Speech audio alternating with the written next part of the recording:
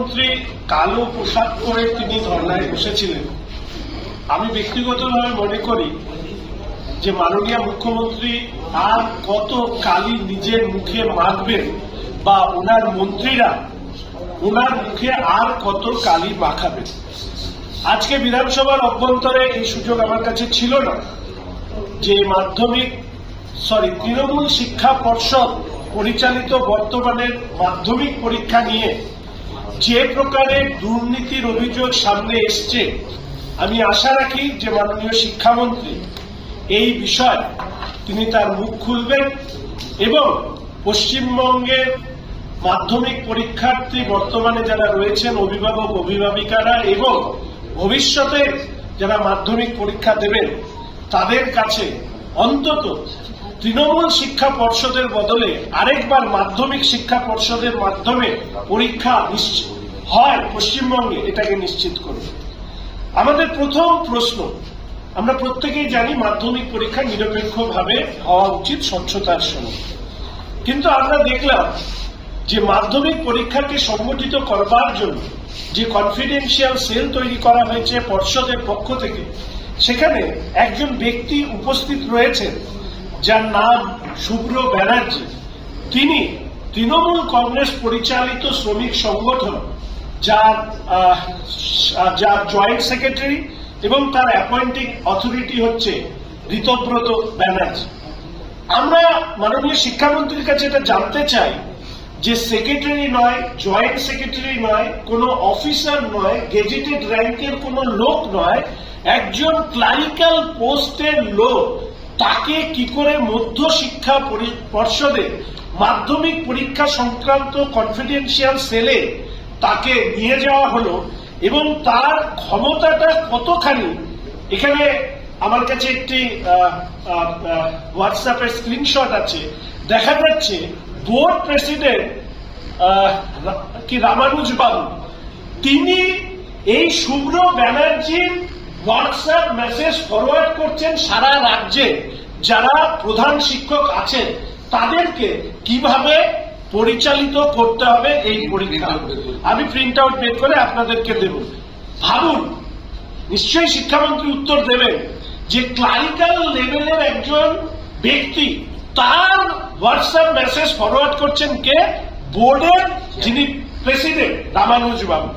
এটা কি তৃণমূল শিক্ষা পর্ষদ ছাড়া এই মাধ্যমিক পরীক্ষা আর কেউ নিচ্ছে বলে আপনাদের মনে হয়? আমার তো মনে হচ্ছে না, তাই আপনাদের সামনে রাখলাম। এবং তার ওই বোর্ডের প্রেসিডেন্ট ছিলাম খুব বড় গলায় বলছে যে এতজন ছাত্রকে আমরা সাসপেন্ড করেছি, ডিবার্ট করেছি পরীক্ষা থেকে। আচ্ছা বলুন তো, ছাত্রদেরকে বলি দেওয়া হচ্ছে, কাকে অ্যালাউ করতে? ছাত্রদেরকে without any kind of inquiry বলি দিয়ে আসলে এরা দুর্নীতিকে থাকতে চাইছে। আপনারা এখানে সবাই পরীক্ষা দিয়েছেন, আমরা কি জানি এখন এত টুকলি, মানে একবার মনে হয় মাধ্যমিকে প্রতিদিনই প্রশ্নপত্র ফাঁস হয়ে গেছিল। তো সেই সময় থেকে আমরা জানি প্রথমে থাকে পুলিশ, তারপরে থাকে স্কুলের যারা শিক্ষক শিক্ষিকা, ভেতরে এক ধরনের শিক্ষক শিক্ষিকা রুমে গার্ড দেন, বাইরের থেকে যারা আসেন তারা বিভিন্ন এক্সটার্নাল ইনভিজিলেটর যারা আছেন তারা গার্ড দেন।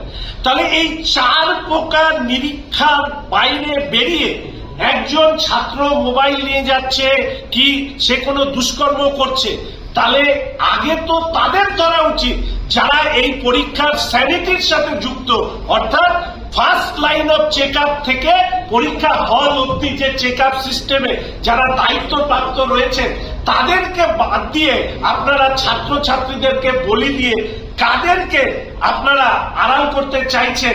মাননীয় শিক্ষামন্ত্রী, আমি আশা করি আপনি আপনার দপ্তরে এই প্রশ্নগুলোর উত্তর নিশ্চয়ই দেবেন। জানি এবছর আপনারা শুনেছেন যে একটি কিউআর কোডের কথা বলা হয়েছে, যে সেটা দিয়ে এই মাধ্যমিক পরীক্ষায় কোনো ধরনের অনিয়ম বেনিয়ম প্রশ্নপত্রে হলে সেটা সামনে আসবে। আমাদের জানা আছে, আমিও পরীক্ষা দিয়েই বিভিন্ন চাকরি পরীক্ষা দিয়ে চাকরি পাওয়া ইত্যাদি হয়েছে। ফলে স্বাভাবিকভাবে আমরা জানি যে আমরা যারা বড় পরীক্ষা দিয়েছি ওএমআর শিট হয়। আমরা কোনোদিন এটা ভাবিনি যে ওএমআর শিটেও ট্যাম্পারিং হতে পারে। আপনারা জানেন যে পৌরসভার দুর্নীতির ক্ষেত্রে ওএমআর শিট ট্যাম্পারিং হয়েছে। আমাদের প্রশ্ন, এই কিউআর কোড যেটা দেওয়া হয়েছে, এই কিউআর কোডটা কারা এই প্রশ্নপত্রে দিয়েছে তাদের নাম নিয়ে আসা হোক, টেন্ডার প্রক্রিয়া হয়েছে কিনা সেটা জানানো হোক। আমাদের আশঙ্কা এখানে কিউআর কোডের ক্ষেত্রেও অয়নশীলের মতন লোকের উপস্থিতি আছে এবং এদেরকে ধরে এই আইএনটিইউসি নেতা ঋতব্রত বাবু কিংবা মধ্যশিক্ষা পর্ষদে ভেতরে বসে থাকা শুভ্রবাবুরা আবার এখান থেকে কোনো কাটমানি খাওয়ার কোনো ব্যবস্থা করেছেন কিনা এটা আমরা জানতে চাই। আচ্ছা, আপনারা কি কোনো কালোর মধ্যে আলো খুঁজে পান?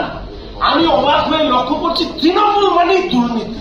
আজকে লজ্জা হয় যে পশ্চিমবঙ্গ বিধানসভার একজন সাধারণ জনপ্রতিনিধি হিসেবে যে আজকের দিনে রাজনীতি করা আমাদের কাছে কতখানি কঠিন হয়ে যাচ্ছে। তৃণমূলের এক নেত্রী বলেছেন রাজনীতি মানেই রোজগার।